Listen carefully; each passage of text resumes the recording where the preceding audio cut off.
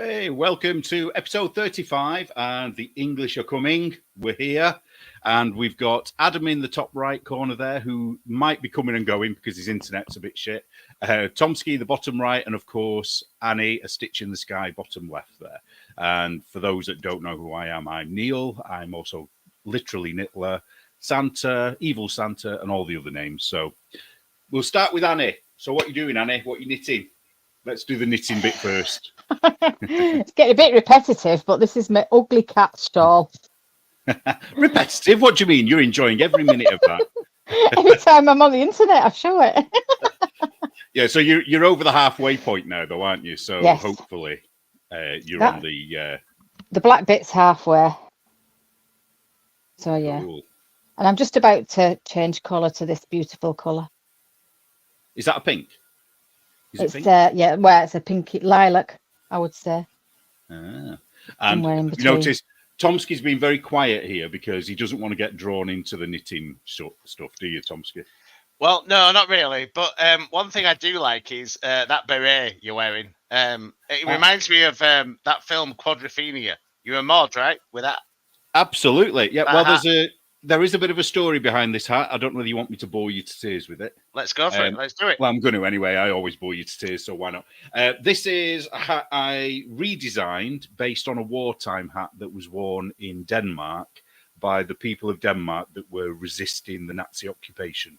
And they did this because it's the British bullseye off the RAF, is it? The RAF planes? Yes, Spitfire, right? Spitfire.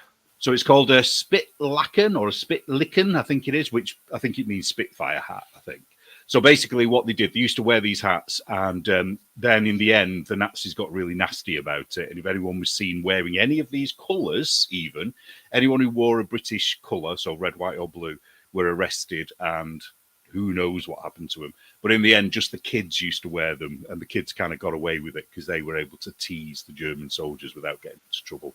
So, I knitted it, and I put it in issue 6 of the magazine if anybody wants to crochet one. So, there you go. I keep catching which way I'm going. So, yes, that's good. It does fit with the whole mods theme, which we'll talk about a bit later on. Yeah, well, that instantly reminded me of Quadrophenia, that film. That's a mod film, complete. Yeah, yeah, we'll be talking about that a little bit later on. So shall we try? I'm not going to keep saying to Adam, "Are you there?" or whatever. We're just going to kind of ignore him unless he speaks. So he's just going to be like a presence in the corner of the room, like your granddad at Christmas. So, so. How are we all doing? So what news have you got, Tomski? What news have I got? Wow. Well, not much really, I guess. I don't know. The question is, how much news do I have, and how much news do your audience really care about what I have? So I'm busy at work as always. Well, work's picked up for me, and I've been dropped in a bunch of nonsense. I have to do an audit for work, and it's just annoying. Personally, I'm bored now. Yeah, me too. I'm bored. I was bored saying it. The moment you said audit, I just switched off. It's like, what? Yeah. Welcome to having to do that shit for a career. Outside of that, personally, I'm in the middle of buying a house, which has been a nightmare. Cool. Not cool that it's been a nightmare, but cool that you're buying a house. Yeah, buying a new house. Well, I'm trying to. I might actually end up pulling out of a deal. I put an offer in, they accepted it, and then it's just a snail's pace. I put an offer in back in November last year, and we're still a long time to wait. Exactly, we're still working through. They're still looking for a house, so it's like, how long can I hang on with this? The housing market is a pain in the ass in general, but. Is it your dream house, or do you just like it? No, a dream house based on the budget I have is yes. Right. So obviously, if you give me 6 million quid, then I want to buy something different. But for the money I'm spending, it is pretty much a dream house. Lots more space. Outside, I went through the whole COVID lockdown nonsense. Basically, living in a box in the middle of a town centre. So this is outside of a town centre. The views from the windows are a lot more pleasant, like open fields and stuff. So I'm looking forward. I was looking forward to getting into the place. And as Murdenit's put in the charts, yes, it does have it's not a lovely knitting room. It has a lovely bar / gaming / poker room. Well, I think you do need to make a knitting room, and I'll tell you why. Because without giving away where you live, you do live sort of in between Annie and I, and we could all come and meet in the middle and use your knitting room. Well, you could use a room in the house. Basically, the bottom floor, it's a 3-story house. So the bottom floor is like, at the moment, it's a workspace, the guy, like a wood shop and a garage. God, listen to Lord Tomski here. 3 floors. I know. Look, this is why I want the house, because it's got that space downstairs. That's why I want it. So I plan to turn it into a poker gaming like den. Right. But a lot of the knitting ladies want me to turn it into a spare sofa. They can kip on the sofa and knit space when they come and visit the UK. Yeah, I think you should. Oh yeah. Well, I know. Well, you would, but you're part of that. Yeah, so, yeah, I'm part of the cult. You're part of the cult, mate. I'm not. So I'm good apart from the stresses of that. So yeah. Okay, so I'll just try one time. Adam, are you okay? Can you hear us? No. Okay. Right. So what I'll do, I'll dive straight in. So here's the wonderful little logo thing I did. Did you like this, by the way? Yeah. I thought I was very pleased with myself when I did this. I thought, oh, you're so clever. So I thought what we'd do is look at a couple of things that have been in the news in England. So specifically England rather than Britain. So the first thing was this West End play. So did you hear about this? Where I did. Yeah. Basically, no whites were allowed. I don't know whether they've done it yet. I don't know whether it's this week, next weekend. But basically, they want to have a black-only viewing because they don't feel safe when white people are around. Which I do not believe for a second that they don't feel safe. It's all virtue signaling bullshit, right? Yeah, and one of the things that they said was that apparently white people are well behaved. They're saying this, not me, by the way, before people attack me. And they when they go to things like this, when it's just black people, they'll literally be screaming at each other and screaming at the people on the stage. And when white people are there, they feel like they can't do that. Interesting. It's just like, what? How racist is that for a start, for them to make that assumption? Well, the liberals are extremely racist. Why can't they just sit down and shut up like the rest of us have done for the God knows how long? You know what I mean? Well, honestly, Neil, I don't think they're going far enough. I think they should ban everyone from going to the theatre.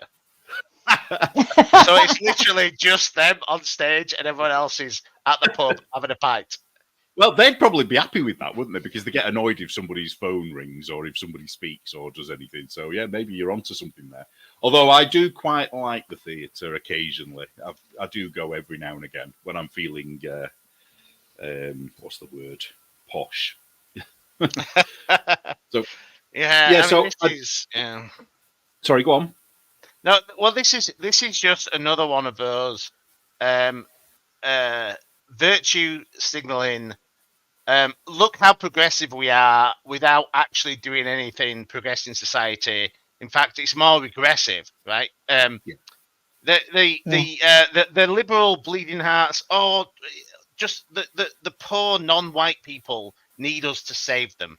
That's what this bullshit is. Yeah, it's doubly insulting, isn't it? It's insulting to everybody. So it's not like, they're just insulting black people or just insulting white people. It's like, equal opportunities insulting, because it makes us white saviors and it makes them, well, what? I don't know what they're trying to say they are in this if they can't sit and watch something, quietly. But I don't know. Anyway, moving on from that. One last thing on that. Apparently, loads of people are sort of saying that they're hoping that when it opens up to, mixed audiences, that nobody will turn up. So I'm kind of hoping that happens. Well, I could play the racist card here and talk about Well, how are people going to afford the tickets? Oh well, they're selling them for £1 a ticket, but only to black people. Ah, okay. So- So they're reinforcing the racism that certain people. So don't the have rest of money. us will have to pay 40 odd £2 pound a ticket or whatever. Yeah, but what if you're like Pakistani Asian? Can you go for £1, or do you have to pay somewhere in the middle? You know. Well, I would imagine that if you half caste, then it's £1.50. Yeah. Right. You're not allowed to say half caste anymore. You've got to say mixed heritage. Mixed heritage, mixed race. Okay, yeah, £1.50. And if you're half white, it's another quid more. If you're half white and half black, half Asian, it's £1.25. I mean, let's just make this shit up as we go along, because that's pretty much what they're doing. Well, yeah. Aren't Absolutely. Yeah. Okay, so the next story, I don't want to race through this, but I noticed we were a bit late, weren't we? So that was Tomski's fault. I don't know whose fault it was, actually. The TV license fee scandal. Why are 1,000 people per week being casually criminalised? I think we talked about this a little bit last time, didn't we? they? Yeah. Yeah. We've talked about it before. So it's just incredible the amount of effort that they go to try and tax us for the ability to watch TV. It's one of the, I've seen people absolutely petrified of the TV licensing people. I mean, I don't have a TV license. I refuse to pay for one, and I won't let them in the house. I won't even confirm whether I have a TV or not. They're going to have to find out themselves, because my argument is I don't have a gun, but I don't have to prove I don't have a gun. Whereas if you have a telly, it's not that you can just say, oh, I don't have a TV. You literally have to prove every 6 months that you don't have a TV, which I think is nice. I mean, it depends on. So, but first of all, it's not a TV license. It's a tax. It's a TV tax, right? Yeah. It's forced on the population unless you opt out, right? And you can opt out, and then they harass you, right? And they do harass you. Yeah, I mean, I think it depends on how you cancel the TV license, on how much harassment you get. So I cancelled mine about 4 years ago. I guess it was about 4 years ago during the COVID stuff, maybe just before COVID. But the point was, I basically said, I am done funding this bullshit. As in, the BBC. I used to follow a website years ago called biasedbbc.com. Now it's defunct. It's been defunct for a while, but it started in like 2007, and that was when I started realizing kind of how all of their coverage, their news coverage, which they claimed was unbiased, was actually biased. Now, it's very difficult to be an unbiased news source. I understand that. But they claimed it, and it was in their charter that they would try and be as unbiased as possible. So I've always been unhappy with it, and I cancelled when I started watching things like Netflix and Amazon Prime and like YouTube, right? And I actually looked at my viewing habits and said, look, I don't watch live TV in the UK anymore. I don't watch live TV that's being broadcast by a TV producer, like a TV production company. So there are certain things. So if you watch like BBC News live on YouTube, you have to have a TV license to watch that stuff, because it is being produced by one of the official TV companies in the UK.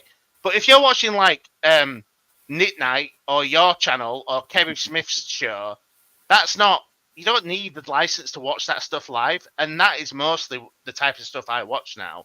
I might introduce a special license just to watch me. So if you watch me, you'll have to pay. What is it? How much is the license now? It's called a membership. It's called a YouTube membership, Neil. But people don't have to pay for that, do they? Well, I mean, they don't have to, but they can if you want to support you. So yeah, hit subscribe, everyone in the chat. But the point I was trying to make was, I went through the whole motion with them and said, look, this is what I'm watching. This is what I'm not watching. I don't do this stuff anymore. I want to cancel my TV license. And for about a year, they left me alone. Oh. And then I started getting letters through the post, which were more and more aggressive, to the point of, hey, we're outside your front door. We're going to kick it in and beat you up. And Will you be home on such and such a date because we'll be calling round? That's what I've had a few times. Yeah, that's the type of stuff as well. But the thing is, right, I don't. For someone like me, who's I'm not an elderly person living on a pension, and so I don't get easily scared or spooked by these letters. But like my grandma would be scared by this stuff. Well, I had a student.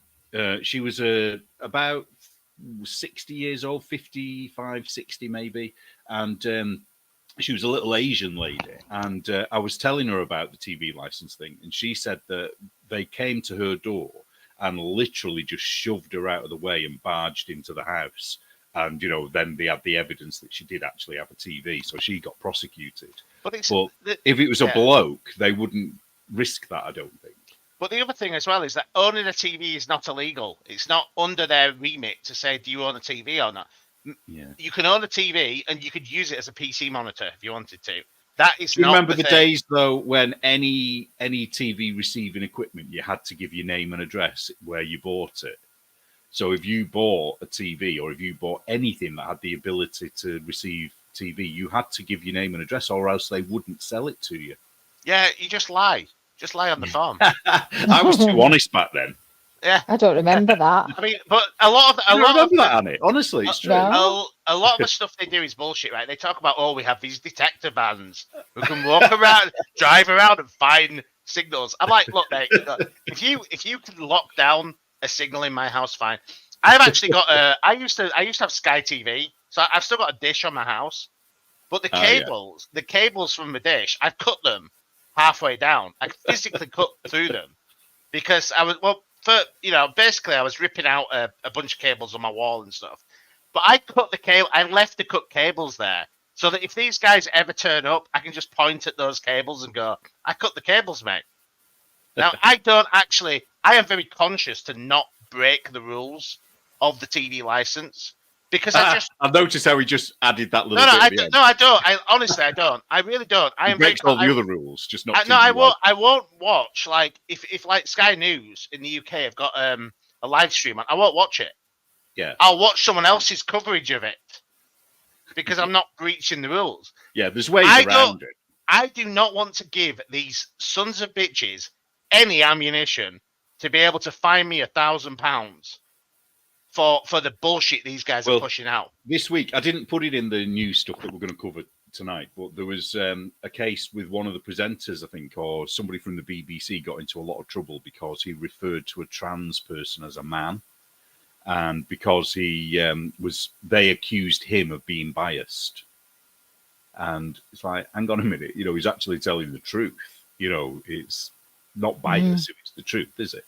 But anyway, so shall we? Oh, go on, Annie. Sorry, I'm still paying mine. Are you? Oh. I am. So I was wondering about whether. Well, what I would say is when you get rid of your TV license and your TV, and you don't watch any live TV at all, make sure they can't see anything through your window. Because they'll go around the whole house and look through your windows. So as long as no one can see anything and you don't have a TV, you should be fine. But we have a TV, and I have a husband who watches it. Well, there you go. Then you have to pay it. Yeah, that's fair enough. If it was me, if it was just me, I would not pay it, and that would be okay. But the thing that annoys me is even blind people have to bloody pay. You just think, Christ, they can't even see the damn thing. They've got to pay is it half price they have to pay? Sometimes we have the news on and I just have to turn it off. I can't watch a whole BBC news. Can't do it. I think what's interesting, though, about the Guardian article here that you've got up on screen is that the BBC are bleeding subscribers because people are realising that, hey, I can just watch Netflix and not pay these assholes anymore, right? Yeah. And so people are now basically cancelling en masse. Over the last 5 years, they have really gone. Their subscribers they've lost hundreds of thousands in the country, and this is why they're pushing up the casual criminalisation of it.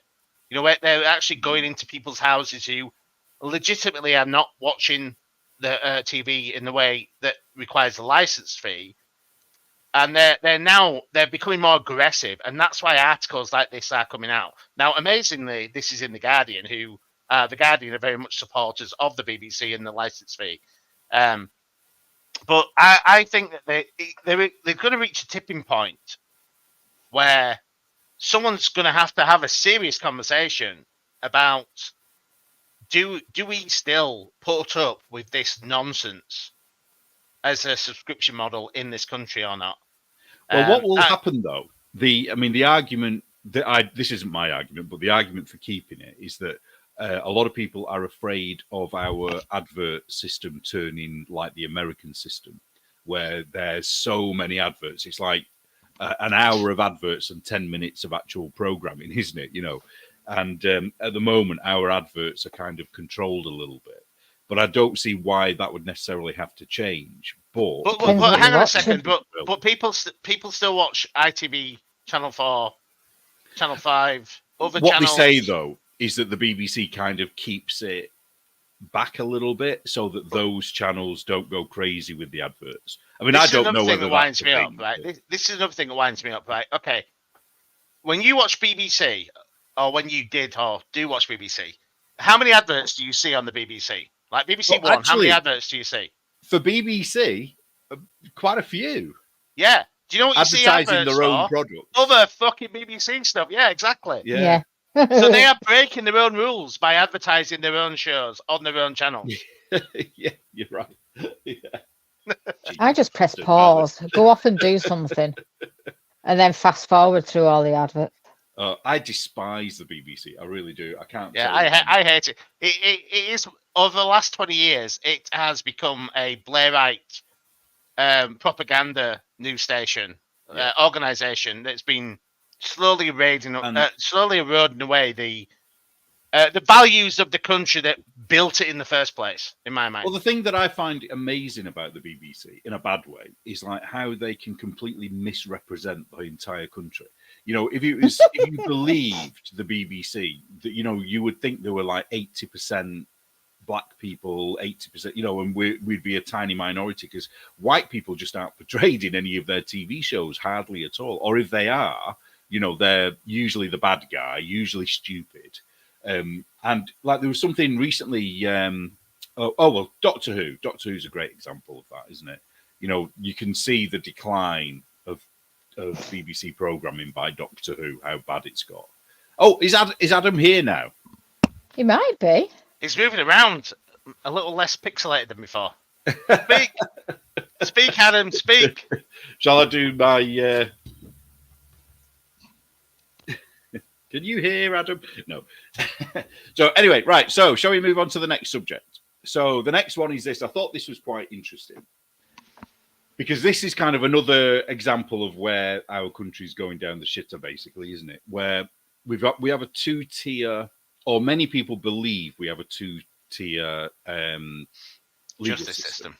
Yeah. So there's two cases here where a man. So I'll talk about the one on the right first. A man spat in a baby's face and tells the mother white people shouldn't breed. So this is clearly a hate crime, under their standards for hate crime.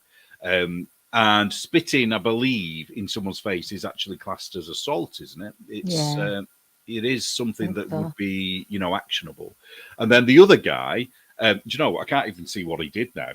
I can't remember what he did. He walked around putting stickers on lampposts, buildings, whatever, saying being white is okay.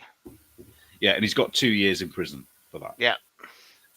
And the crime is stickering. Not like he's not been charged with racism. He's been charged with sticking stickers. Well, he was actually charged with thinking bad ideas that brought around the situation in Germany in the 1930s. That's what he was actually charged with a thought crime that he may or may not have had because he was putting stickers up saying, hey, if you're white, you're okay. Don't worry about it. It's all right to raise white kids, all this kind of stuff. Yeah. And he got sent down for 2 years for this stuff. It is absolute nonsense. It's a bit like there was a guy, and I can't remember his name, but he put. I mean, it was silly what he did. It's like ridiculous. He put bacon on a mosque door handle, and then he ended up with a custodial prison sentence and died in prison under very mysterious circumstances. Now, that I do not think is punishable by prison. You know, basically, you just say, "What an idiot." Just don't do it. Yeah, I don't even get people. There's no point. I don't even get why you do that. Like, what point are you trying to make? Well, like, you can't go into the mosque because you have bacon on the handles. Like, what? Well, I think it's something, anything pork or bacon, it makes, I think it desecrates the site of a mosque, and then no one can actually enter the mosque. Okay. Yeah, okay. Fair enough. Yeah. So it has got what's the word? It has got repercussions, but it's not, I don't think it's criminal. I think it's just, I don't know what the word is. It's just stupid, isn't it? Yeah, it says he said it here. Yeah, kind of a dick move, but not warranting a custodial sentence. Yeah, and the thing that bothers me about it is that potentially, I mean, I don't know if this is right, but he might have been murdered in prison, because what they tend to do when you go to prison, because the majority of prisoners, no, not the majority, I shouldn't say that. There's a very, very strong contingent. That's my new word at the moment, contingent, of Muslim prisoners who basically run the prisons, and the guards don't do much to help. And they probably had him, and probably killed him over that. Although we don't know, he may have died of natural causes. Mm-hmm. But yeah, and then this other guy who spat in this baby's face and did that. I mean, he didn't even get a sentence. He just walked away free. If a white person had done that, they would be in prison. He claimed he had mental issues, though, didn't he? Oh, yeah. Well, they always do. All right. Okay, so this is what Sam Mellier's stickers said. Stickers include reject white guilt. Brits are to be a minority by 2066, which is actually the ONS statistics. Yep, that isn't made up. Yeah. He said mass immigration is white genocide. Right, okay, yeah. That something a bit of spice there, but based on none of it's illegal and none of it's racist. Well, no, most of it's just criticizing the government and like woke shit. So yeah. Which is quite scary, really, because I think our days of being able to do what we're doing now are probably numbered. I don't think we'll be able to just talk freely, soon. But we already can't. No. Really, can we? No, I mean, the thing is, right, there's the online harms bill, which is just absolutely crazy, right? The online harms bill, right? The stuff that drives me crazy about like these government things, when they talk about like hate speech, it's like, okay, there's the obvious kind of argument. Well, what is hate? Who defines hate? All that kind of stuff from a free speech perspective. But also, they're now talking about like the BBC have this disinformation, misinformation groups. It's like you MFers are the biggest spreaders of disinformation in the entire world. The governments and the mainstream medias spread more lies than anyone does on Facebook or Twitter. And they're trying to crack down on, obviously, other people and not themselves. That stuff drives me up the wall, because there's plenty of examples where you could sit down and say, yeah, the government's lied to us so many times over the last 100 years, and the mainstream media have done the same. Why don't these rules apply to them as well? Yeah. I mean, there is an entire army regiment in this country who are trying to nudge people's opinions, and they did it through the whole COVID thing. Yeah, I was really shocked to hear about that, even though it was pretty obvious when he was told, wasn't it? Because weren't the Americans spying on us as well? Well, I mean, everyone spies on everyone in that sense, but yeah, but what was it, the 55th Brigade or something? I can't remember the name. Something like that, isn't it? It was a part of the army who was set up to target their own civilians. Yeah. To push them. And the other thing as well that's really interesting, a lot of people have missed, right? During COVID, the biggest advertisers in mainstream media were the British government. They spent more money on advertising in the mainstream media in our country than any other private organisation did. So, Adam's back. So who is the spreader of misinformation in this country? Is it us as a populace, or is it them? That's my question for them. Well, here's another example of that. So on the right here, they've tried to say, because I don't know, Donald Trump mentioned this as well, and I can verify that this is true. There are no-go zones in this country, and I've been in them. And he says, though, here that how no-go zone myth spread from fringes to mainstream UK politics. But I just shared this picture on the left because that was a sticker that was put outside my house when I lived in Walthamstow, and the entire area where I lived was policed, in effect, by Muslims, gangs of Muslims that walked the streets every night. And if you drank alcohol, they would attack you. If you were with someone and you showed any kind of, I don't know, held hands with a girl or whatever, they would, have a go at you. And this went on. What's that poster say? No alcohol, no gambling, no music or concerts, no dancing, no. I think the high heel one. I think that's no drugs or smoking. Yeah. No. Well, smoking. they had others as well. They had other ones as well that were things like. What were the other ones? No gay people, no oh God, I can't even remember that. But basically it was everything that we kind of tolerate and live with in this country quite happily. It was everything Western basically that they were against. And this, I can vouch for it. It happened. I saw it. But I would be called a liar and they would say that this has never happened and there are no such thing as a no-go zone. But I bet we all know of a no-go zone area not far from where we live. We're going to be talking about Rochdale shortly, and parts of Rochdale are absolutely no-go zones. I don't know. You sound like a conspiracy theorist to me, Neil.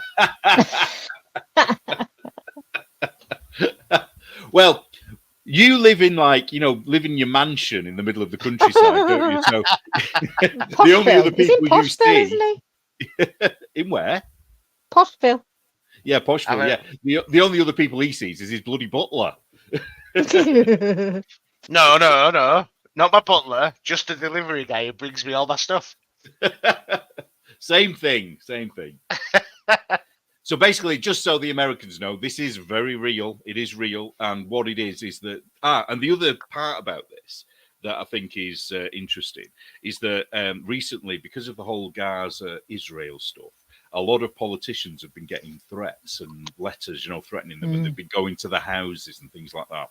Whereas for years and years and years, for decades now, we've been subjected to terrorism. The girls in this country have been raped and trafficked and so on.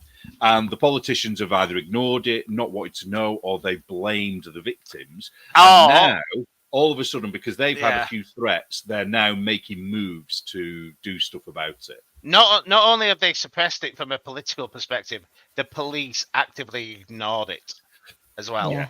And I think there have been a couple of cases where the police were actually complicit. There are some police and some councillors, local councillors as well that have been complicit. You know what's amazing about this, right? And I love this kind of. I think I know where you're going, Neil, but I'm gonna jump ahead a little bit and maybe spoil some stuff. Spoilers. It's almost like if you import an entire group of people from other parts of the world into your country who don't have time to or don't want to appreciate the country they're coming into or live by the rules of the country they're coming into and want to build their own enclaves. It's almost like bad stuff can happen. I'm just saying. Now you're the one who sounds like a conspiracy theorist. I know. I mean, I can't. Look, I'm not saying this is actually happening. I'm just thinking that I'm just thinking this out long term. Maybe this could happen potentially at some point. Yeah, in some kind of fictional story. A dystopian story, maybe. Yeah, in Minecraft. As the kids say, Minecraft. This could happen in Minecraft. Well, there's a theory about Minecraft, like you say, that a lot of the migrants that are coming over are actually soldiers, and that there's going to come a point where the government is going to want. This is conspiracy theory, by the way. This is actually conspiracy theory, but I kind of like this one. That there's going to come a point when the government is going to do something to us that our soldiers won't enforce. So they're having to import a foreign army ready, because they will. Whatever this is, they will enforce it. So that's me with my tinfoil hat on. Yeah, well, I mean, to add to the tinfoil hat as well, maybe also we'll introduce diversity targets within our armed forces. We'll push out the white population from the armed force and the air force. So we'll have a weakened, armed forces. I'm going to share this. I'm going to name and shame you now, Tomski. He's making it up as he goes along. I am. Look. YouTube, that's my get out of jail free card. Right there. Oh, is this in case they come to knock on the door? Yeah, well, maybe we need to do the same, Annie, just to make sure we don't get arrested. I can hear I'm just talking shit. I can hear the police accruing at the bottom of the street right now, so I had to put that out there. Our police have been on the telly tonight. Oh, have they? Why? What have they done? Because it's a new series and it's all Cleveland police, so. Oh, right. Yeah, they make the area look really good, with drones and like green grass and blue sky and all the rest of it. Yeah. Wow. Grass. You've actually got grass. Wow. Yeah. Okay, this is a bit of a daft one. So the Brit Awards, that's a music award in the UK, isn't it? Well, the Brit Awards, it kind of gives it away. And I don't know what the hell this woman was thinking, but she's some singer, don't know who she is. And she said that she showed her bum crack, as you can see on the right-hand side there, on the TV, because she was making a political statement. Be good if we knew what it was, wouldn't it? So I'm going to say the political statement is all politicians are assholes. And I'm gonna call this girl based, and I like her because of that. So you're gonna have to find out her music and listen to it now. You know that. I'll just find a full picture of her ass, and that'll do for me. Yeah, I just love the fact that even in the article, because I read the article, they don't actually say what her political statement is. So it's like, what is that about? I don't know. Well, I just thought it was a bit silly. A bit cheeky, if you get what I mean. A noise. Yeah. Boom. I need a drum more machine. than Adam's doing at the moment. So. Yeah. Okay, and here, I don't know whether the mystery is over, but Princess Kate has been missing, and the rumours are starting to get crazy. So a lot of people think she's dead. Some more people think that there's something really seriously wrong with her and they're just not telling people what it is. And it was so bad that Loose Women's Denise Welch, so that's a bit like The View in America, she demanded that the royal family reveal what's wrong with her. So that's like The View going, we want Donald Trump to quit. That's what this woman's doing here, right? Yeah. But I just thought it was. I don't know. The Americans have heard that she's missing, and I don't know. Has she turned up today? I don't know whether I heard something that she. I thought I saw something about her. Yeah, Liz put something in the chat about her going to pick her kids up from school. Was it her? Look, out of everything that's going on in the royal family, the fact that Denise Welch demands to see. Kate Middleton, right? It's like, how about we demand to see the Epstein list? Can we see that? Well, yeah, because that's missing as well, isn't it? Maybe Kate's got it. Maybe she's got it. She's covered off with it. Maybe Hillary Clinton got to her or something. I don't know, but because isn't Andrew and Fergie there? Not Fergie from the Black Eyed Peas. Sarah Ferguson, Andrew's wife, ex-wife. Weren't they people who partook in Epstein Island? There's some flight logs, yeah, but no. What about Prince? King Charles, not Prince anymore. King Charles. He'll always be a prince to me, a prince prick. But King Charles.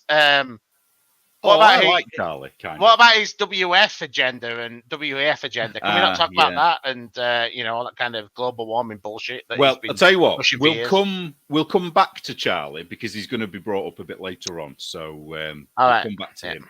So anyway, so Kate's missing, and there's obviously a massive conspiracy. Da, da, da. Oh, now we're on to Georgie boy, George Galloway. So who wants to tell us who George Galloway is? Great picture. It is a great picture. So who is George? A very manipulative man, I would say. He is. He is, in my mind, he is a leftist, socialist, political opportunist. And he's very good, but he's also a very good speaker, and he's brilliant at cutting away at the political class in this country. Now, I can't stand the guy, but I do find him funny when he really takes a shit on the political class, and he does that often. And he has a very specific way of talking when he's public speaking, doesn't he? Which is kind of like shouting, but with like clipped bits. So it's true. He's very ranty. He's ranty with moments of clarity. Yeah. That's the best way to put it, I think, is he'll rant about complete nonsense about how, he'll talk about how Jews are destroying the world and how they need to be put down. But at the same time, he will then cut into a very interesting point about how the political class is a set of degenerates that need to be taken down. And then he'll go back to ranting about how the Jews destroy the world again. Yeah. He's one of those people, Well, he's been, not that this is a problem, because I know other politicians that have, but I think he's been a member of 4 political parties now. And he started off in the Labour Party, which is currently the opposition party here. And then he's done lots of small parties since. And he's now in the Working Man's Party, I think it's called, or the Workers' Got Britain Party. In the title. Workers, it's a Workers' Socialist Party. I'll be back in a sec. Carry on. Yeah, okay. It's got Britain in the title. Has it? Yeah. Oh, really? What, the British Workers' Party, is it? Yeah, something like that. Ah. Well, what he's definitely done... got Britain in it. Right. Well, he's been an MP a number of times in different areas. So he's done it in East London. He's been an MP in Scotland. He's been an MP in... where else has he been an MP? I can't even remember now. I don't know. Is he from Glasgow? Is he from? Yeah, he's from Glasgow. Scotland, it's Scottish. Yeah.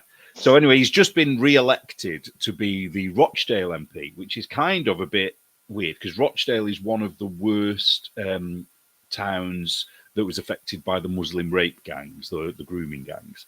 And it turns out that George Galloway is actually a Muslim, and he's kept it very quiet for quite a long time.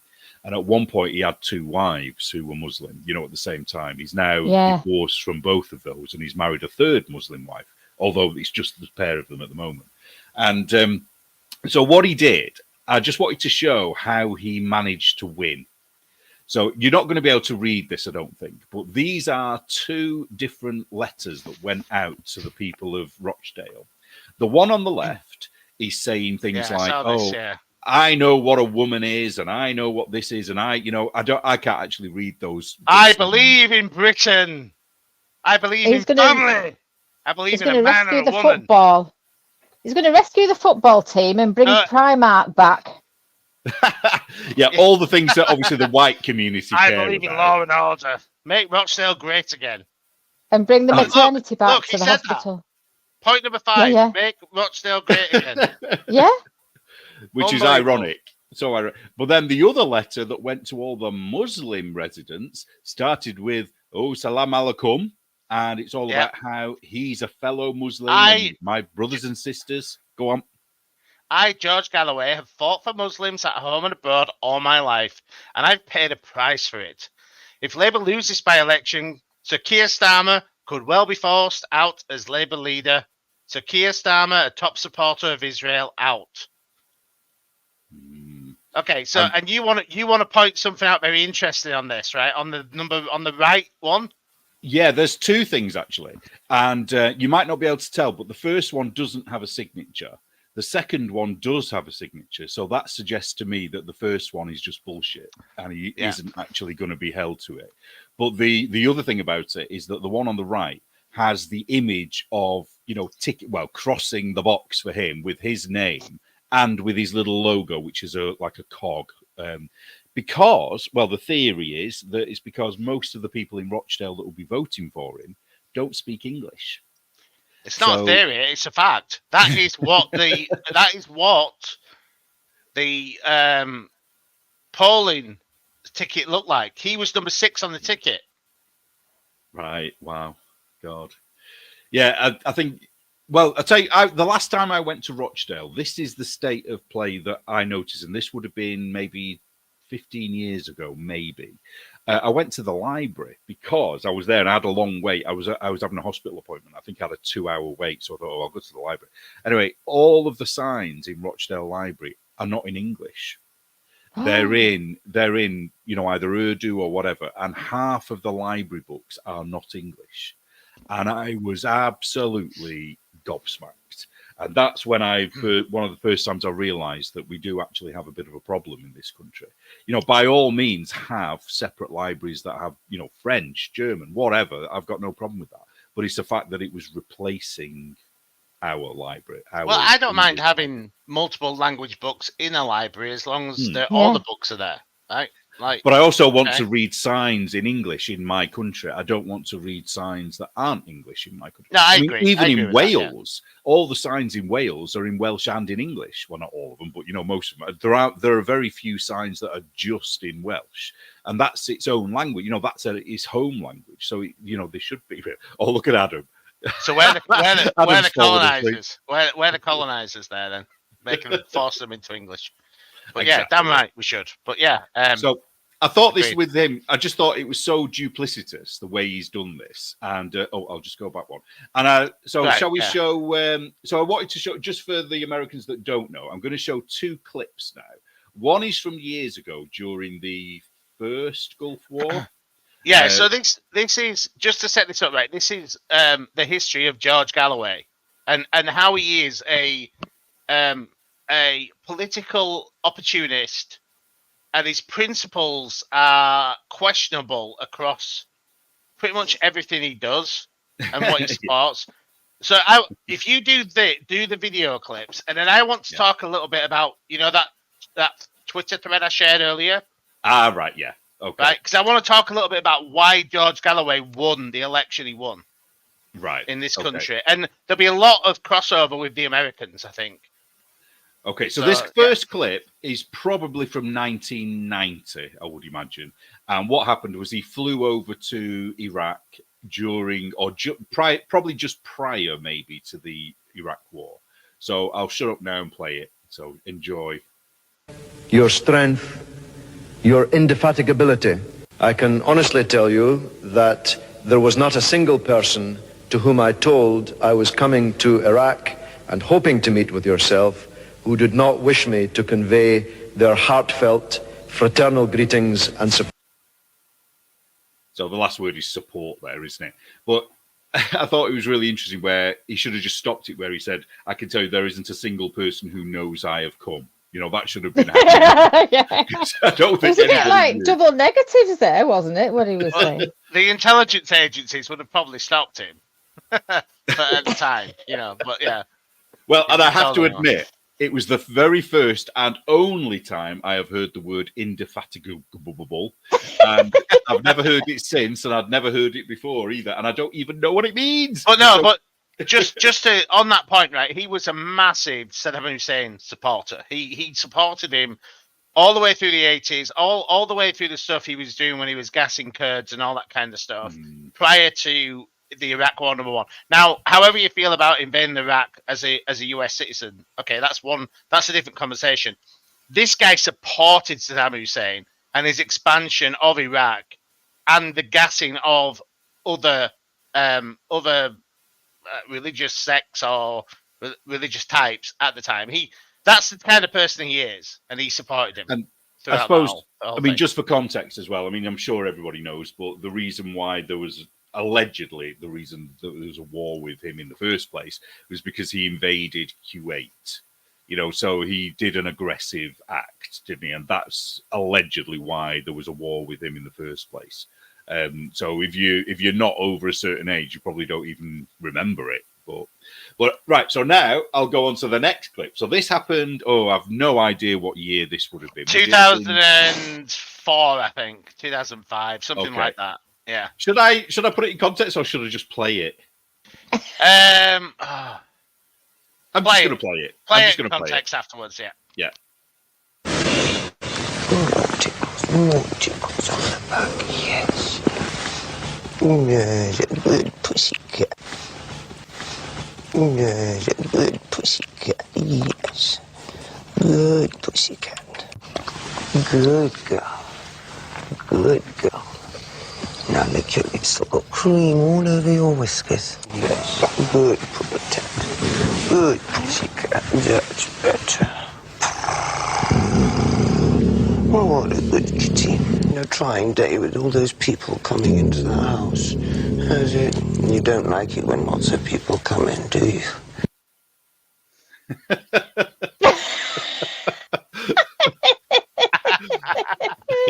Exactly. Yeah. Okay, so the context is that he was the very first politician in the UK to enter the Big Brother house. So, I mean, I know America has the Big Brother house, don't they? So it was like the celebrity Big Brother version. Yeah.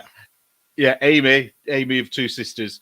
This clip, I literally want to vomit every time I see it. It's the first time in years I've been able to actually watch it, and I do feel queasy. You know what's worse about it? And I kind of hate myself about it. I saw that live. Yes, I did. I did. Oh, and God, I was like, embarrassing for us all. What the fuck is this guy doing? Oh, she needs more tea to throw in the harbour.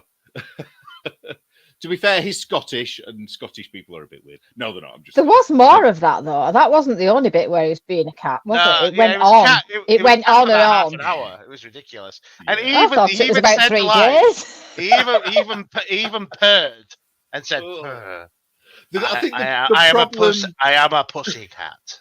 There was something really, I don't know if it's just, there was something very perverted about it, but maybe that's just my interpretation, but there was something that really made me uncomfortable watching it. Look, the guy's been a cook for years. He's been a what for years? A cook for years. He was a cook as a pussycat on Big Brother, and now this as well. It was, and Saddam Hussein. Yeah. Yeah, freak show. Yeah, but I have to say though that in his defense, and the actress with him is called Rula Lenska, and she's like a very serious actress.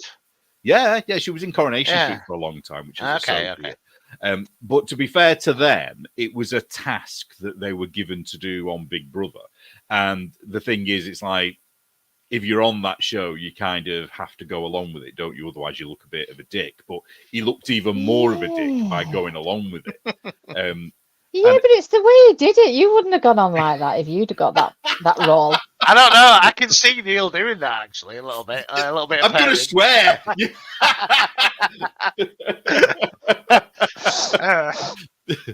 Oh God, no! I'm a pussycat. I think it's probably a sexist thing on my part. Actually, I think if she'd have played the cat, it might not have sounded so bad. Yeah, maybe. I don't know. Yeah, it was. I don't know if she could have been stroking his head. How could she be stroking his head? Well, she might be stroking letting him lick her. Oh, and it's the noises he was making when he was pretending to eat out of the bowl. It's like, oh. Well, why didn't she give him a bowl? Why did it have to be her hand? Just a pair of them. I'm traumatized from that. I think I still have post-traumatic stress disorder. Yeah, I whenever I see George Galloway, I do think of that scene. I'm like, you purred a woman as a cat on live TV, and you still won the bloody seat for Rochdale. Well, yeah, and he's won I can't remember the other seats he's won, but he's won 4 seats in total now, hasn't he? Yeah. So in different areas. So they don't keep him, note that. They obviously get rid of him as soon as they can. Do you know what? Teresa's just made a really interesting point. Have you all seen Zelensky, the stuff that he was doing is very reminiscent, actually, except he's worse, Zelensky, because he was an actor, wasn't he? He's done, didn't he do something where he was pretending to play a keyboard naked or something, and then he did this dance in high heels? And yeah, apparently he was a weird comedian shit. for a while, but I mean, he's still a comedian now, but he's just acting. He's just acting like a leader now, right? Yeah, it's all an act, isn't it? Acting Yeah, it's a bit like like an Biden. leader. Yeah. But, Yeah. So, was there something that you wanted to share about Galloway? Yeah, well, not about Galloway, but what I wanted to talk about was the reason why Galloway won. Okay. Right. So I'm just sharing, hopefully a screen. Yeah. Okay. So this is a so in the United Kingdom we have we have two main parties. We have Labour and we have Conservatives. And then we have like Liberal Democrats who are kind of, the weird left. Liberal Democrats were always like the weird lefty type of progressives. Labour Until were the always Green more. Party came along. Labour were always more about the working class. That's what their idea was, and Conservative were more around the business class, business side of things. Like I'd say, you could call Republican versus Democrats before Democrats went bananas and off the reservation.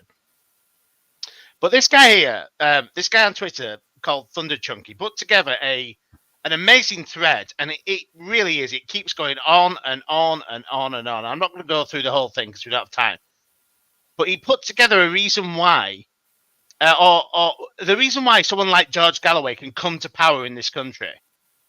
Someone who is a very fringe kind of person. He's a socialist, really, at heart.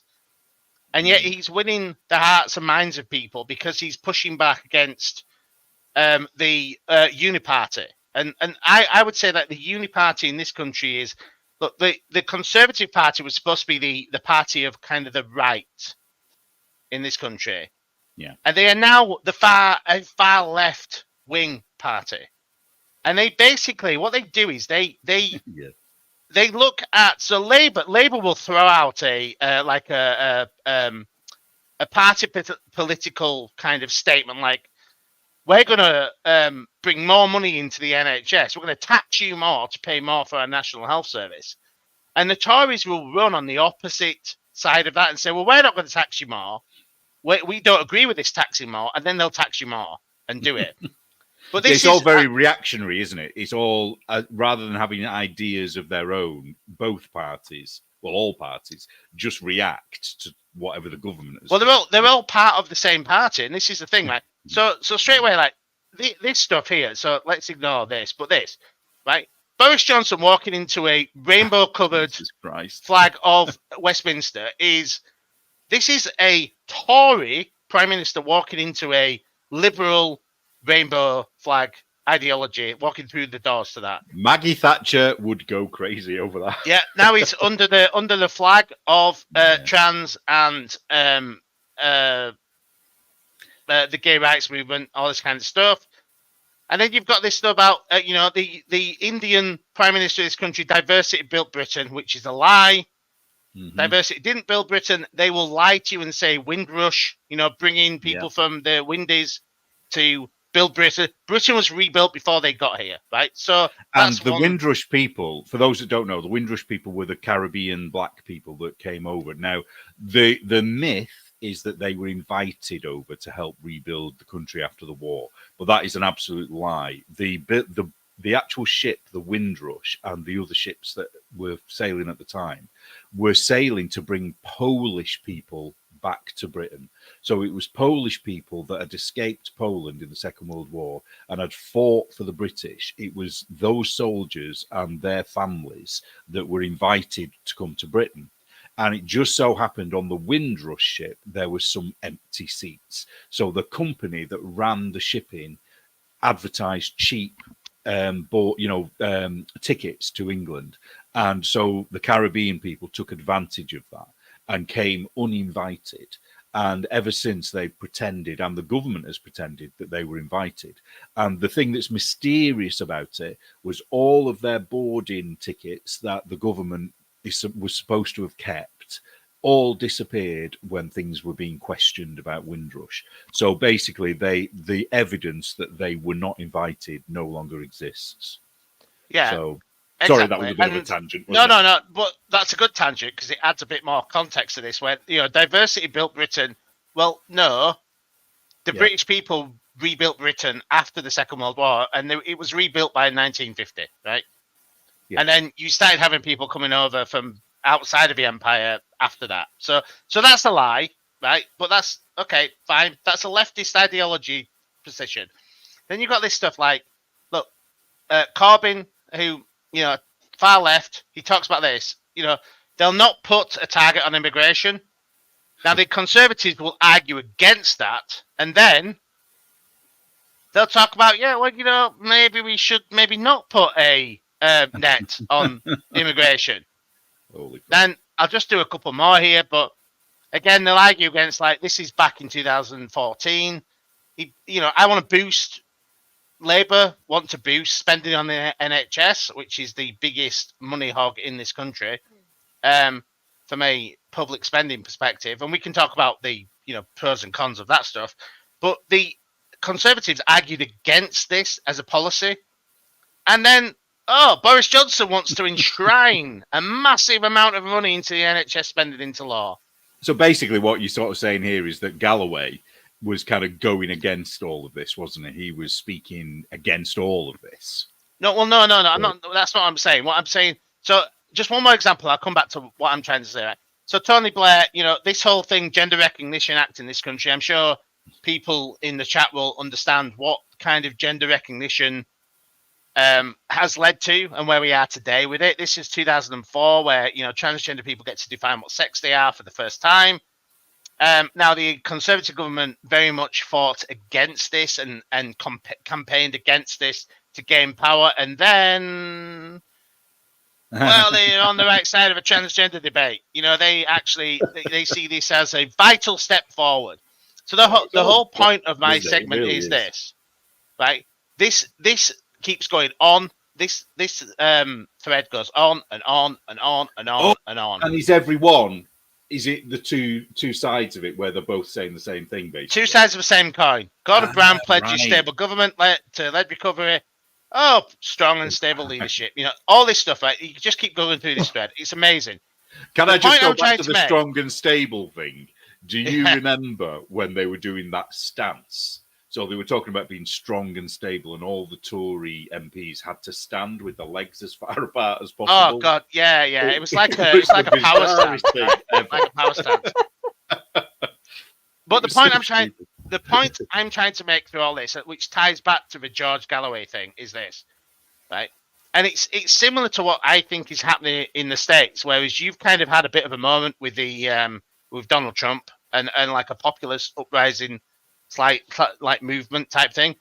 Look, in the people in this country at the moment, the reason why George Galloway won is because people did not turn up to vote, because they just look at the political class and say, "Hey, you're all the fucking same as everyone else." And also, there's another aspect of it though that's kind of off on another tangent, but the level of voter fraud in Rochdale is through the roof. And what happens is it's the same as in America, it's the postal votes.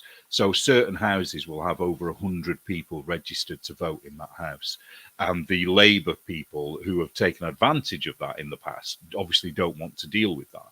But it's happened now because George Galloway has got the Muslim vote, and it's usually, not always, in that kind of area where this happens. Because what a lot of Muslims, not all Muslims, but some Muslims believe that voting is a form of gambling, so it's haram. So what they do at the local mosque is they say, "Look, we'll take on that responsibility. Bring in your voting ballots, and we will deal with it for you." So the mosque, the imam at the mosque, fills in all the ballots for the whole community. So obviously that person gets in who they want to get in. And that's how they're controlling the councils where, they've got really high Islamic populations. Not all, I'm not saying all, by the way. It's just something that... I think, there's probably a pattern of behaviour there that I've not looked into, so I can't say for sure on that. But yeah, there's probably some of that there. But my point is very simple, right? if we had a choice in this country, George Galloway would never have won. Honestly, he just wouldn't have. If you had a choice of, like, even if Labour were, like, Labour, look, the Conservatives are going to lose massively in the next general election, whatever it's called. And, you know, I don't really give a shit because I want them all to die. Right? Yeah, but here's my prediction, which is a doom prediction as usual. I think that Labour will win. Keir Starmer's completely inept, and I think they're going to try and get Jeremy Corbyn back in, and then Corbyn will become the Prime Minister, and then we're just on the road to communism, and we're going to be in real deep shit. Let's be honest about this, right? Rishi Sunak is an unelected Prime Minister of this country. Yeah. Who voted for him? Nobody did. How stupid were they? I mean, Boris, whatever you think of him, he was actually voted. The people voted for Boris to win. You know what I mean? Whereas all of the others that came after him, no one voted for them. Let's actually, just be fair. The Conservative Party voted for Liz Truss, right? Yeah. And then she got ousted because the Bank of England didn't like her ideas of tax cuts because it didn't support their control of the economy they wanted to do. Who's actually in charge? All of a sudden, there was a Rishi Sunak versus Liz Truss competition. And Rishi Sunak lost. Then, weeks later, Liz Truss gets ousted after she was voted in, and Rishi Sunak wins by default. Right? Wasn't there a thing where a cabbage lasted longer than Liz Truss, so they'd left it? Yeah. But the point is, right? Rishi Sunak is like he had it. The reason why the blob in the UK is the same as the deep state in the US. The blob had a freak out the other day because George Galloway won, right? They had a freak out because everyone in this country is basically saying, we're going to vote for radicals like George Galloway rather than you. And you guys we don't trust you anymore. We don't respect you anymore. We don't want you anymore. And the Conservative Party and the blob are freaking out because they are literally seeding the beginnings of like actual radical revolutionary stuff, and they're actually the fact that people don't want to vote, and the fact that they are not listening. There's this line between the politicians and the people. Like when I used to go out drinking with people who I know who were like I would say they were Labour when I was like conservative, like traditional conservative. Like I never really voted conservative because I don't really agree with them. I'd maybe vote for once in a while, but not really. But I would sit down with people who would be like, I'm Labour all the way type thing. Now those like people, even some of them were like union leaders who I know, are basically saying, I don't trust any of these fuckers. I'd rather do something else. I'd rather vote for someone else. This is how radical extremist shit comes into political. So where life. I live in Salford, and there is literally no point voting in Salford because every time Labour are voted it doesn't matter who is there, whether it's a donkey, whether it's a pig, whether it's a human, they will win. And where I live is the exact opposite, right, Neil? I live in the exact opposite place. Tory. I live in a Tory stronghold. Oh, well, at least your council tax will be cheaper. Because Labour council tax is always more expensive. Listen, can we move on? Labour for years and years. We're now conservative. What is it now? For the first time. Yeah, there won't be next time. Long time. There won't be. There won't be next time. No. Well, I'm hoping Anne-Marie Waters will win next time if she stands. I think she's going to. But anyway, sorry. Yeah, that was the bit. That was the where you needed to cut me off and tell me shut, Neil. Yeah, the shut the fuck up bit. Yeah, that's it. Yeah. Right, so I'm going to move on to something completely different now, kind of. Oh, good. And it's related to my poor little pussycat. So North Star, my little cat, has been really, really ill. And I think he almost died, actually. And Pets at Home have a vet inside, which is called Vets at something. It's on the screen. I can't actually see it. And that's who I took him to. And they were brilliant. I have to say, they were really good, although they did charge me the earth. But then I found out today that they have this bizarre diversity and inclusion thing now where all of their staff have to do training. They have to learn about pronouns and trans people and all of this. No. And I just wanted to show something because they actually Womp put like a womp. little questionnaire that I thought we could do because I just think it's bizarre. So this is, I'm not going to read all of this, but basically, you know, this is the guide to sharing your pronouns. So, you know, even if you're, you know, normal or whatever that awful word is, cis, whatever that is, you know, you're still supposed to share your pronouns because it means you're an ally and all that bullshit. Anyway, You can't tell right now, but I'm holding the middle finger up. Anyway, not to on. me, I hope. No, to this entire bullshit. Well, so this is the quiz. So we can all do this, and you can do it at home. And so the first question is, well, basically, this is to explore your own privilege, to decide whether you have privilege or not. So the first question is, I'm usually not the only person of my race in the room. So would you tick that or not? I'm usually not the only person of my race in the room. Well, Yes. in my own house, then obviously I am. If I go to any public service place, then yeah, I'll tick the box. Yeah, well, I would say the same, except if I go to work, because I'm a teacher, if I teach anywhere, there's going to be more people who aren't white in that room. Well, I'm assuming it means race here. So, yeah, I would have to tick that box. How about you, Annie? Would you tick it or not?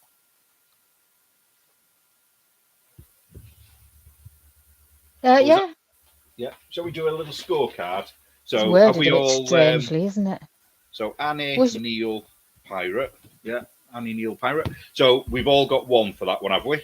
Yeah. I mean, obviously I work from home, so it's just like me in the house. But if I went outside, then yeah. You privileged person. Okay, the next one I don't is... often go outside, but... I see my experience reflected in films and TV programs. No. No. No. So that's a cross, isn't it? Yeah. So most of it now is. Does anybody? And why would you necessarily have to have that? You know what I don't like about this? Go on. The double speak in the language of the questions. Yeah. The double. I'm usually not. Hmm. I'm not. I thought it was usually- worded funny. I don't like the wording of this. It feels. Oh yeah, it's manipulative. all. Twisted. Yeah, It it feels is. So it's twisted. obviously done on purpose, Yeah. isn't it? So the Okay. third one. My I'm life not- isn't reflected in films and TV programs because it's not dramatic or extreme. Well, I was just going to say because it's not full of my experience isn't full of black people. Well, That's all I see on TV. Well, until yeah. they show programs with Santa Claus knitting with 3 cats living in a flat. Yeah. That my life is not going to be reflected on TV. No, there's not much about knitting on the telly, is there? Either? Yeah, I see No. my experience of talking to knitters and doing like IT stuff. Yeah, that's not on TV. Right. So yeah. next question. I'm not usually mocked for my accent. Well, that depends where you go. If I go anywhere apart from Manchester, I am mocked for my accent. How about you two? Well, having gone through lockdown, the Yankees in this chat mock me for my accent all the time. So And me? Yeah. I am mocked Yeah. for my accent all the time. Yeah. So basically, so far we're not privileged, are we? So okay. Well, I mine's a have little bit never- alien. Where I live, my accent is a little bit alien, but it's not that broad, I don't think. So Yeah. Yeah. No, 'cause you're I'm from not Oldham, mocked. aren't you? Yeah. yeah. I have never been asked, where are you really from? This pisses me off. This Ooh. pisses Where are me you off. really from? I think again. So as that- with me, it'd be where are you from, yeah. not where you're Yeah, really no, from. no. This was from this question is loaded because it comes from that Yeah. that stupid royal family thing where someone says where they said, "Oh, where are you from?" And they said, "Oh, I'm from Bristol," and they went, "Oh, where are you really from?" Like, "Oh, yeah, Yeah. I'm from Uganda or some shit." Right? Yeah, That if comes you've from got that. an accent that is clearly like Adam, Adam in Canada, if somebody in Canada says, "Oh, where are you from?" and he says, "I don't know where he lives," I'll just say Toronto, and he says Toronto. They could say to him, "No, but where are you really from?" Yeah, And where then are he'd you have really to say, from, "Oh, mate?" Manchester, England," and it works for any race. As if you're in a place where you didn't grow up, especially if it's foreign, you're going to get that question. It doesn't happen to us here because we're in our own country.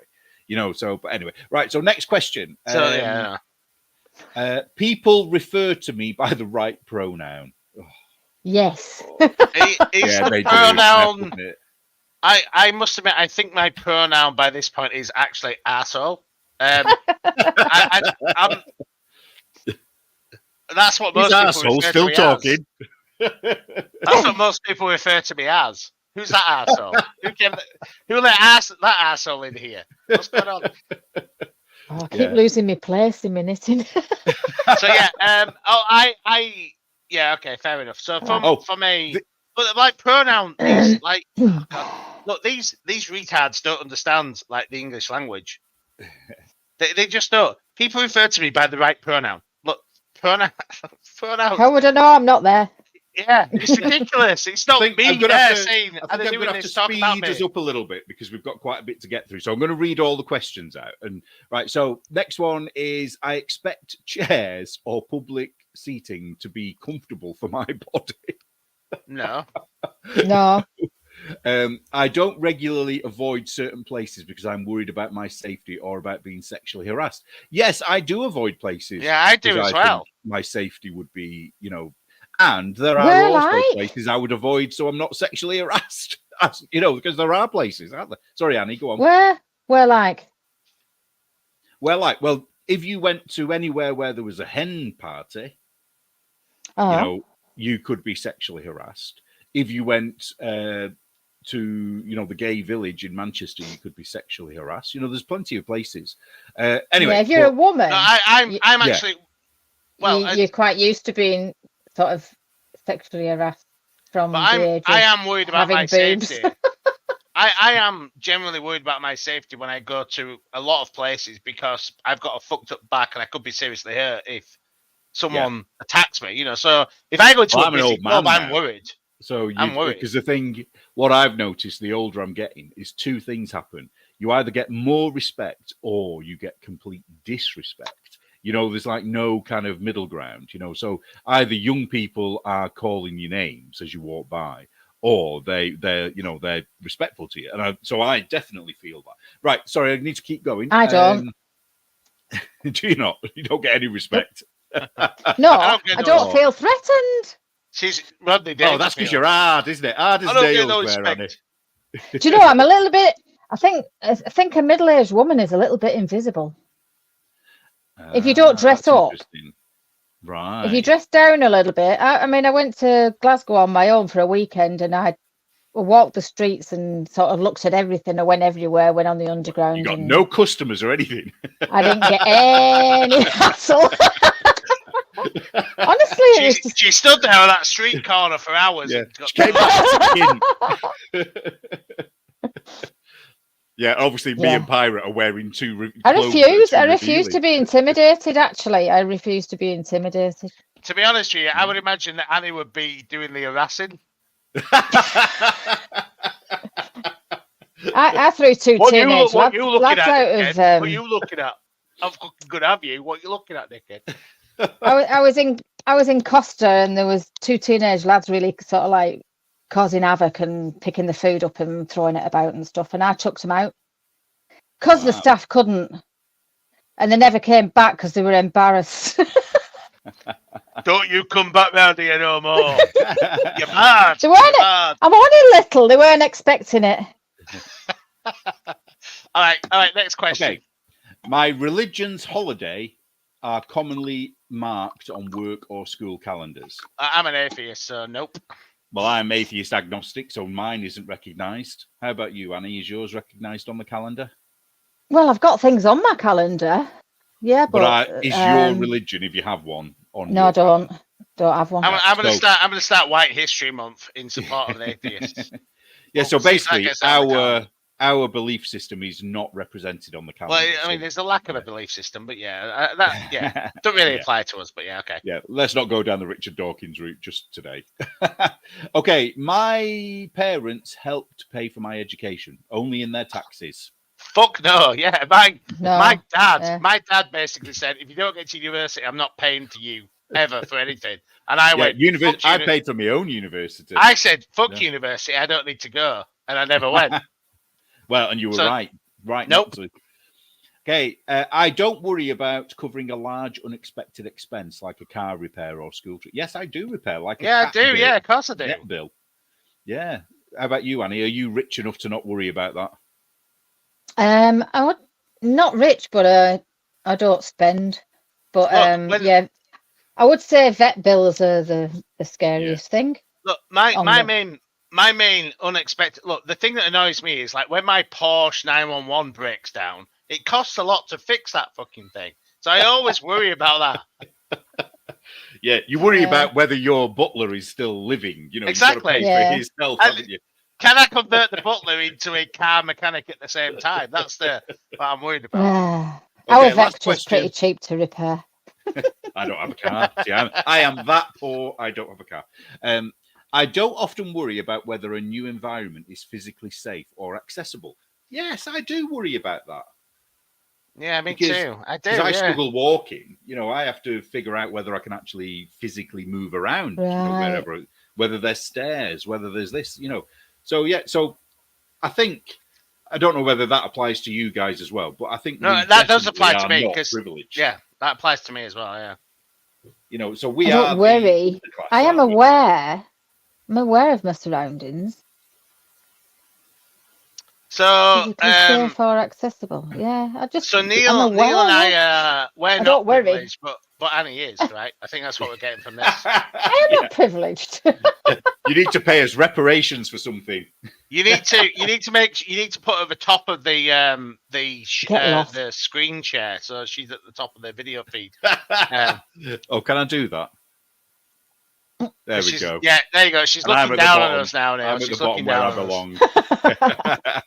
Okay, so now we've come on to. Sorry to rush us along, but we're on 11:30 and we need to finish by midnight, our time. So these Why are some of do the. we need to finish by midnight? Is there something else going on with people in our chat? Yeah, I've been invited to a party, haven't you? If it's the same women your party you're going to, yeah, they never invite me to the party. Yeah, They just Aw. want they want me to hang around outside and Well, keep people out. Well, what will happen if we don't finish by 12 is that just nobody will be watching because everyone will just migrate over there. Well, it doesn't matter, I suppose. Anyway, so I asked the Americans if they had any questions for us as English Brits. And so here's the first one. I'm a big fan of Maggie Thatcher. What did you think of her? Notice it said, what did you think of her? Didn't like her. Well, she's been dead for a long time, so that's probably where. But my mum did. I was too young to really have an opinion on her, if I'm honest. I hated her at the time, and Yeah. now I absolutely We need her now. think she was the most amazing leader ever. All that I was remember- absolutely wrong for ever doubting her. All I remember is when I was at school, there was a song that went around calling Thatcher, Thatcher, Milk Snatcher. Milk snatcher, yeah. Yeah, see, you won't even know what that's about, probably, do you? Do you know? Well, she cut The free milk. the free Yeah. milk at schools, right? Yeah. Yeah. Which, again, is like, that's a very socialist thing to do, isn't it? To provide milk It for was, kids. yeah. I just remember people singing it, and I was like, "What are you talking about?" I've still got milk. So basically, I think the answer to that is at the time she wasn't particularly well liked, but afterwards, now in retrospect, we have a lot of respect for her. Yeah, I I didn't know enough about her, but looking back, she's the type of leader we need now. I think. Oh, Yeah. absolutely. The next question: what is it like having royalty in your society? Do you appreciate the monarchy?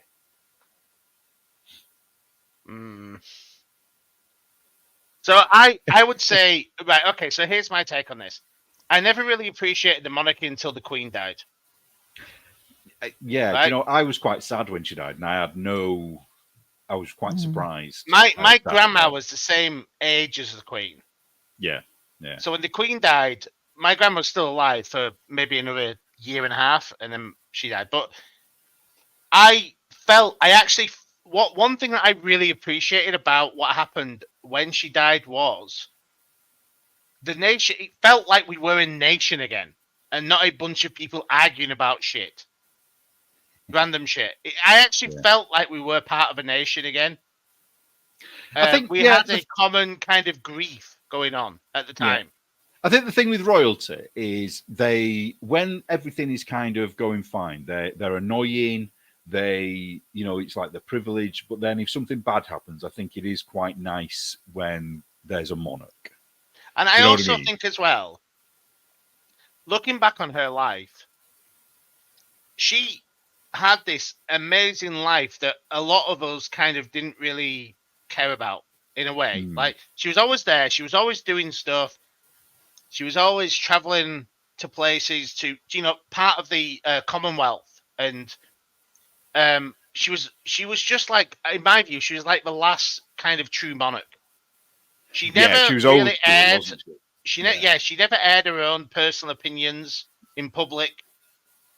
She never really, she was never caught in any major scandals, I guess. Maybe a couple, but nothing major. I think there were a couple over the years, especially early on, but nothing. They usually weren't of her making. It was usually. It wasn't like Philip was usually Charles and Diana getting divorced, or Andrew being raping on Epstein Island. Although Philip did have an affair, and he was at that sex party with Christine Keeler and the other girl whose name I can't remember now. Okay, well, that was Philip. That wasn't her. No, true. Right, can we go on to the next question? Where is your favourite, most beautiful spot to holiday and favourite famous place to visit? Castles or, I can't read that word, castles or something? Farms. And have you ever seen Gordon Sumner? So are we talking about Sting? Is that Sting? Yeah. Right, no, start with Sting. Have you ever seen Sting, Pirate? Sting? No. What, from the Police? Yeah. What are we talking about? Yeah. Gordon Sumner, yeah. I don't even like listening to that guy talk. Why would I see him? Well, okay, I've obviously got the nearest claim to fame here. I used to work with his auntie, and she loved to name drop at any opportunity. And, always but did it in a kind of, always called him Gordon. So people kind of ended up having to ask, well, who is he then? Because she was always saying how famous he was and everything. And so I've never actually seen him, but So hang on. All right. So what's your favourite, most beautiful spot to holiday in this country? Right, I'm guessing. Probably Cornwall. Well, mine's the Yorkshire Dales. I love going up there and staying in a bunkhouse for a few days and wandering around the Dales. I love that. Yeah, actually, Yorkshire's probably second on my list. I've not been anywhere like the Highlands. I've been to Scotland, but I've only been to cities. I've never been anywhere. Wales is nice as well. Well, parts of Wales. Yeah, Wales is nice. Yeah, Wales is nice. Yeah, I think it's if you avoid the cities and the big places. If you don't deal with the Welsh people, Wales is nice. Sorry, the Welsh, if you're watching. I don't care. Fuck the Welsh. Okay. All right. Do you have? Oh, this is a good question. Do you have a local where you hang out with your friends, like in EastEnders, the Detectorists, and Mawson Lovejoy? I wish we had local pubs here. Yeah, I do. Yeah. Yes and no. We have them here, but I don't go to them. Yeah, I did have a local growing up. Yeah, we all did, didn't we? It's kind of really ingrained in our culture, isn't it? But what's happening here, I don't know about whether it's the same where you are, but they're all closing. They're all closing down. So all the locals that are my area, there's only one left, and that's where all the idiots go now. So I would say no now, but definitely yes. And there is a culture. So I'm in a town centre at the moment, which I'm wanting to move out of, but there are a bunch of pubs here. My local is off the beaten track from like the main part of the town, and the woman who runs it is one of my close friends who I've known for years. And don't you find the ones that are outside, the ones that are out of the way, are always the best ones? Yeah, they are definitely. You cannot have a local that is a pub in a major town, because you just get assholes in all the time. And one of the main, one of the main charms of a local is that you get to know people who go in there, and you don't get to know people who go into a town pub. Well, years ago, they're all different all the time. Your dad and your uncles and whatever used to go to the pub every night, even if it was just for an hour or two. But they would finish work and immediately go to the pub. And Christmas Day, a lot. I mean, it was so sexist, but a lot of the men folk used to get out of the way while the women folk were cooking Christmas dinner. My local is like that. Yeah. All the guys, not just guys, but families go there Christmas Day from 11 till 3, and then they go home and have their Christmas dinner. So yeah. Okay, next question, which relates to the hat. I loved Quadrophenia. Me too. Was the movie big over there? Which were you, a mod or a rocker? Is it still a thing there? How long did it last? What has it morphed? God, this is a long one, isn't it? What has it morphed into, or what's been added? Like here, maybe stoners, rappers, geeks. Did you own a Vespa or a moped? I still want to own one. And finally, was the side mirror gluttony really a thing? I can answer this, unless you want to have a go first, Annie. Are you too young, Pirate? Way before my time, this one, yeah. I was too young to be a mod or a rocker. I was a punk rocker. And I had a motorbike, not a scooter. Well, yeah, I was a little bit too young to be. Well, there was a resurgence of the mod thing started way before, I was a little kid. But there was a resurgence of it in the sort of late 70s, early 80s. And my brother and all of his friends were massive mods. And they had the fishtail coats with the symbol on the back. They all had Vespas or Lambrettas. You started with a Vespa and then you moved on to a Lambretta, because a Vespa was a 50cc engine and a Lambretta was a 250cc. I can't remember. And yes, the gluttony of the mirrors was a thing, and it was a hierarchical thing. So the more mirrors you had, the higher up the mod, rankings you went. It was a massive thing for me because it was everywhere I went, surrounded by. I wasn't, but all of my brother's friends were.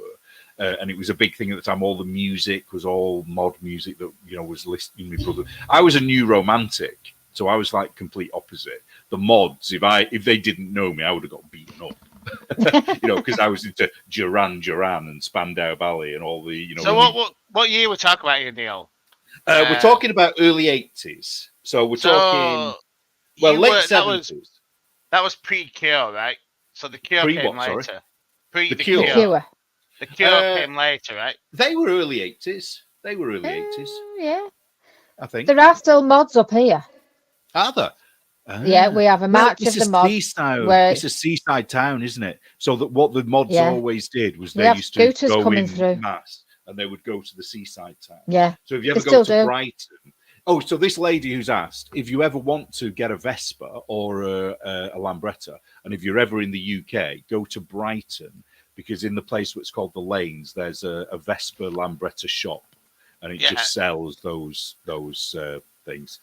But, well, sorry, you'll have to buy it in rainbow colours. But yeah, yeah, totally. Yeah, but and the mirrors will all be facing there. you, not the road. Sorry, they filmed it in Brighton.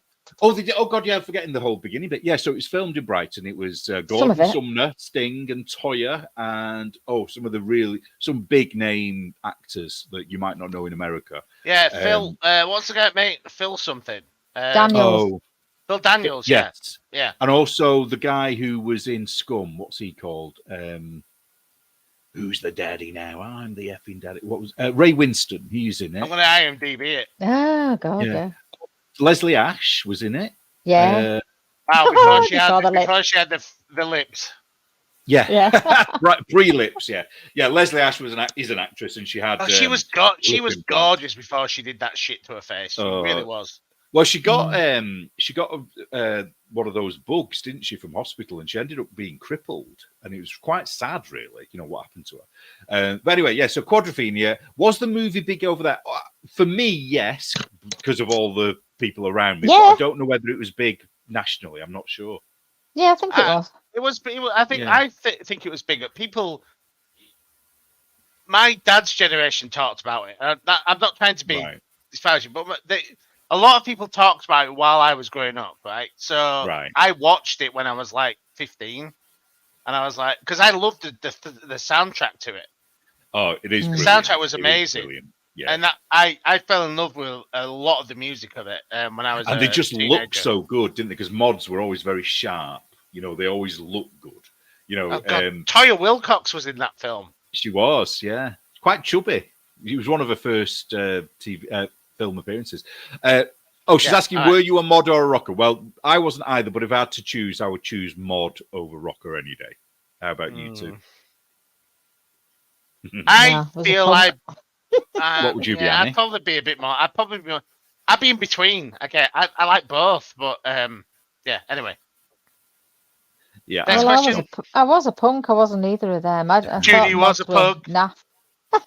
there was a bit of a crossover into mod though with punks. Some of the girls, There is a little especially- bit with some of the music, yeah. yeah, because Toya was a punk as well, although she was acting in Yeah. Quadrophenia, wasn't she? But Yeah. have we answered What that was one? I think we that? have, haven't we? There Think was so. the Ramones songs. Jody is a pug. Da, da, da, da, da.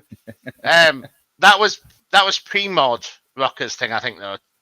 Punk Oh, rocker, Annie, are you able to punk read rocker. that bottom question? Because I can't see it because I've got like a black box over it that says what's the A quilter I see was recently wearing a shirt that said F the Tories. So what are Tories? They don't have to do with quilting that I know of. Yeah, they were.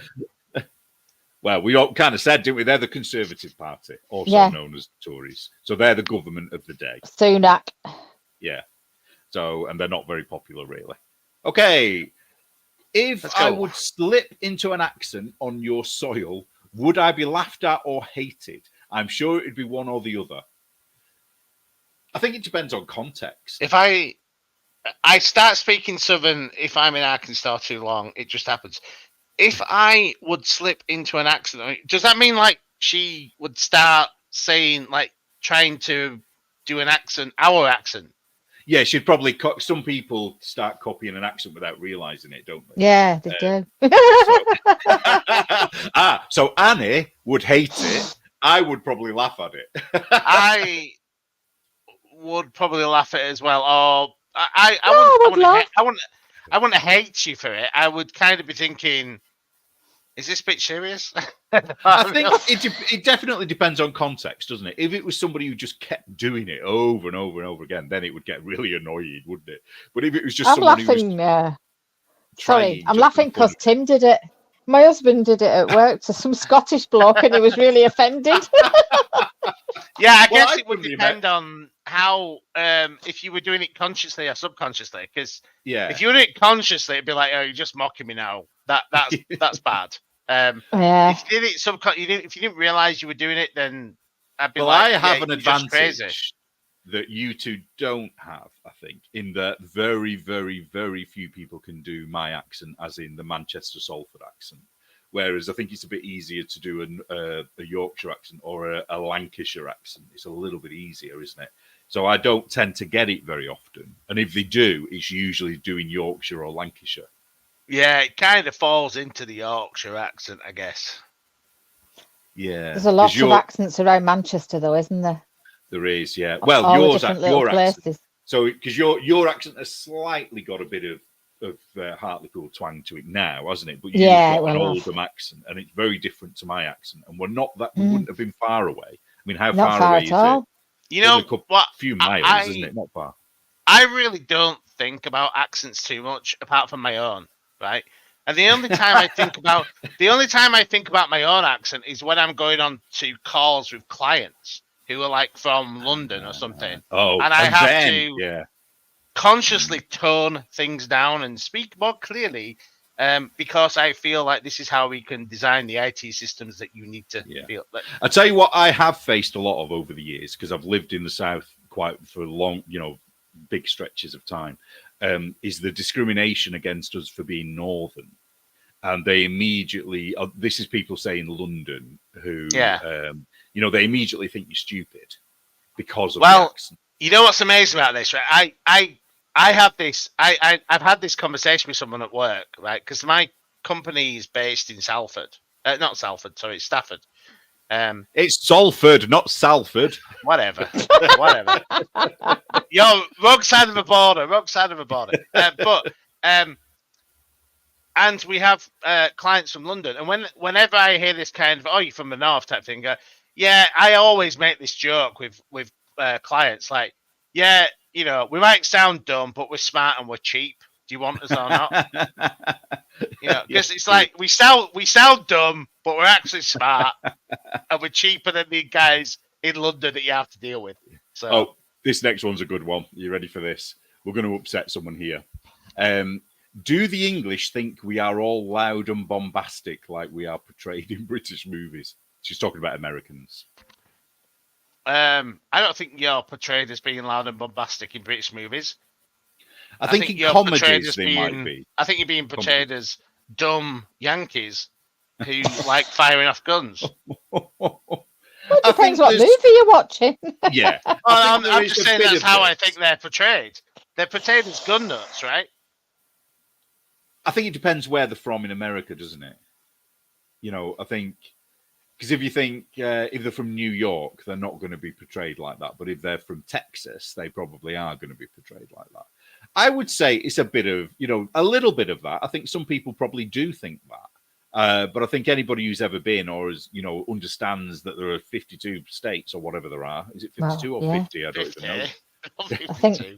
I think I'm including us, I think, in that.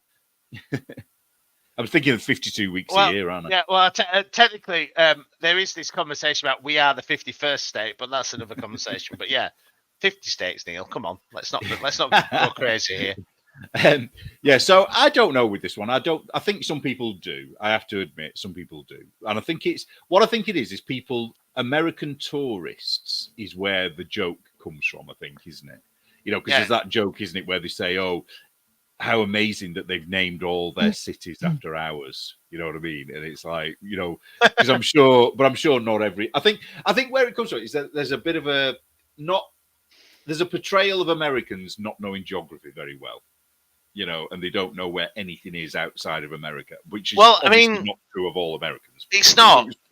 But what I find more amazing than that is from like the American kind of, it's not the knowledge thing about outside because they know, and people nowadays there's no excuse not to know. But what I kind of love about them is they can spend their entire life traveling around the continent of America and not leaving the country and have an amazing experience every year going to a different part of their own country. And I wonder how many have a passport. Oh, look at my British passport now. None of this EU bullshit. Oh, right. Next question. Opinions on King Charles. It's so hard for me to say. Hang on. Can I just go back for a sec, right? I don't find Americans bombastic. Like, I don't think you are portrayed. No, I don't think they are. I don't think they are. I think the difference is that people who have been to the States and met different people from the States, and a lot of our country have been over there. Yeah. Don't think you are loud and bombastic. I mean, we might think you are, maybe. Bombastic, it comes from the war, maybe aggressive and have different values and that kind of stuff.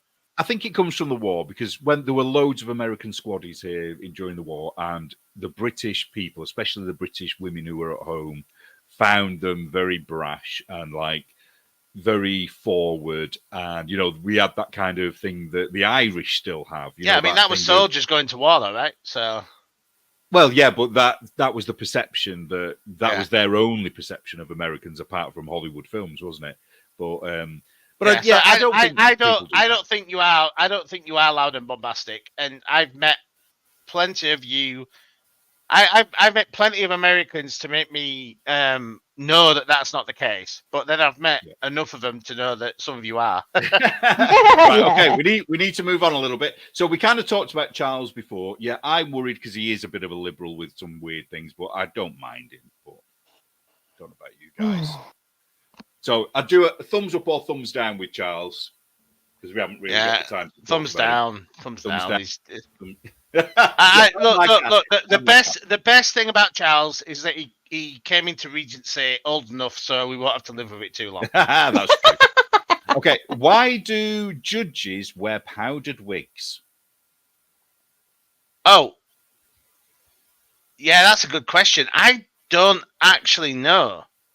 Okay, we should have looked it up, shouldn't we? All right. I do know. Okay, what it all goes down, I'll try and say it quickly. All boils down to fashion during Charles II's era. So during Charles II's era, all the men wore wigs, whatever the job, you know. And they was he beheaded, or was that Charles I?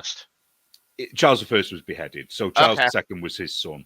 He was the Right. one that was reinstated after the Civil War. You know, they got rid of him and then they brought him back. And what happened? So it became fashion and it just stuck. And that's the only reason that they still do it. And not all do it. So not all barristers wear them, but it depends on what the court case is about. So if it's something really serious, like a proper criminal case, then they all have to wear them. If it's You a know what? civil As well, actually, on the back of that, fun fact: Australian judges wear them as well. Well, it's probably Commonwealth, isn't it? It's probably from the same, same route. Okay, And Australian barristers. yeah. Why does it sound? I like this one. Why does it sound like some words have an R on the end? Like when some Englishmen say, "I," I don't want to say it because I'm going to say it. Idea. So why do they say idea, but it comes out sounding like idea? I don't know. I've no idea. You just said the same word twice there, Neil. Idea. Well, I say it two different ways. So sometimes I say idea, like, what's the idea here? You know, or I would say idea. Idea. Hey, you know, lads, what's the fucking idea here? What you been doing? What you been doing here with this idea? What's going on? It's just How our are you accents, supposed to isn't it? I don't- say it? Well, yeah, I don't understand how you would say it without that sound, really. But anyway, so next question. Idea. Is Guy Fawkes revered or not?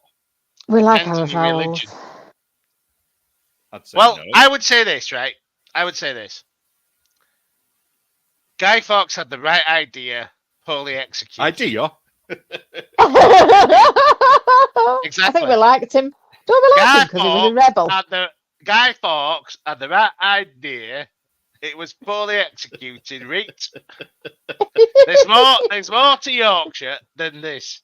I don't really think about him, to be honest. He's only. Honestly, I think in history it was taught like, oh, Guy Fawkes, bad guy, tried to blow up Parliament. Oh, bad guy, blowing stuff up, terrorist. As a Oh, Catholic, I can say that the education I had said differently because Guy Fawkes was a Catholic, you see. And so what we were taught was that we mustn't ever go to bonfire nights or Guy Fawkes nights because it was celebrating burning Catholics. Oh, goodness. Okay, So, right. But in Lewis, near I understand Brighton, that. every year on Guy Fawkes Day, they burn an effigy of the Pope just for a bit But of fun. I understand that, but I also think now that the tyranny and villainy in Westminster. Oh, V for Vendetta. I love that film. It's one of my favourite films. great Come film. on, let's do something. Read the comic. Don't watch the film. Read the comic. It's so I've got much the better. comic, graphic novel, right? I've got the graphic novel, yeah.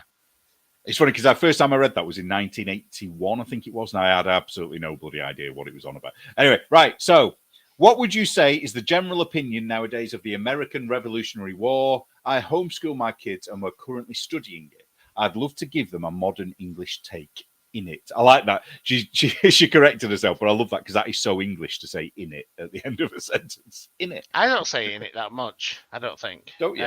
Okay. Right. Not So, really. Revolutionary. So we haven't got that long left. So what's your thoughts on that? Pardon me. Annie?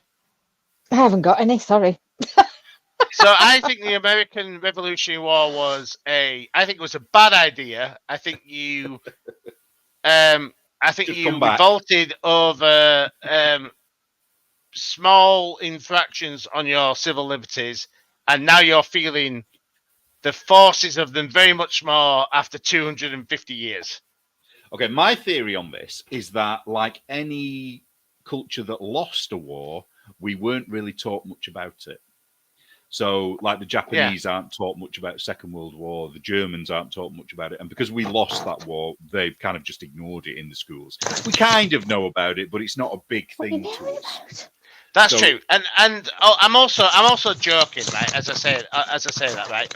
I feel that obviously at the time when the revolution started in America, they had serious grievances against the crown in Britain, and I also think that they had some amazing conversations or debates about what their nation should look like after they won the Revolutionary War. And now I think right now, right? So they had this conversation about they had the Federalist Papers, the Anti-Federalist Papers, all this kind of conversation about the the different ideas of governance and how it could apply to the nation as they did, and they had the constitution, all this kind of stuff. And I feel like right now, and maybe just now because of what's going on in the political landscape with like Donald Trump and the populist movements, is now all of those conversations and documents are on shaky ground because a lot of their documents were based on the concept of traditional English law and common law in England that they may not have considered at the time. Governments are based on ours originally, but the thing is now we've lost that and they've still got it. You know what I mean? Yeah, but our Magna Carta means absolutely nothing now. But I love the idea. So, Magna Carta that still exists as a law that we can use. But the Constitution was a rebranded Magna Carta based on the ideas of what happened after the Revolution. But it was much more specific, wasn't it? Which I think is where it works. Anyway, can we move on to the last question here? Yeah. Where does that dialect where people can't say the letter R properly, as in Wascally Wabbit, originate from? Yeah. I think I don't know where. Isn't it just a Rascally Rabbit impediment, isn't it? Yeah, like Jonathan Ross. Yeah, some people just Jonathan can't Moss. say those. that's where it came from, didn't it? Jonathan I don't Ross. think it's I don't think it's a real accent of any kind. No, we've got retards all over this place. Well, we just about did it with a minute to spare. So, oh wow, 30 seconds. Oh no, we got a bit longer actually. So, Annie, you're on Instagram as A Stitch in the Sky. Is that correct? Yeah, and YouTube. Right? Oh, you're on YouTube as well. Oh, so of course you are. Sorry, yeah, you're on YouTube. Yeah. I forgot about that. Adam, who sadly his Canadian internet must be shit. Well, we can't promote Adam, right? We just can't. Oh, poor right. He's probably watching us, isn't he now? This is a brilliant example, right? He lives in a comic Canada state, and he can't get online. It's a great. Yeah. Oh, I think I missed a question about the NHS, didn't I? Oh, sorry, we'll have to do that another time. What about your Twixes? Hey? I went out and bought a Twix. Oh, yeah. Oh, so the person that asked about Twixes, yeah, do you want to show you? Yeah, we have Twixes. I've got a big one and a little one. Yeah, mine's I don't Diddy. know what a Twix is. And they're I don't know what a Twix is, but I think they're the same. How would you describe them? They're nice. I like them. Well, this is a particularly small version. I would say they are diabetes in a candy bar. Milk chocolate. They are, considering how many I've eaten tonight. And caramel. And they're lovely. I like them a lot. So, right. Tomski, you're on X or whatever it's called these days as Pirate I'm on Tomski. Twitter, yeah. I am. Old school. And I'm Block to Mag and United Kingdom. The M's missing somewhere for some reason. And just in case you didn't know, issue 13 of Blocked magazine is out. And before I forget, now we've done for tonight. So go over to the Knit Night Girls and watch all the shenanigans over there. So Annie, Pirate, and Adam, you have been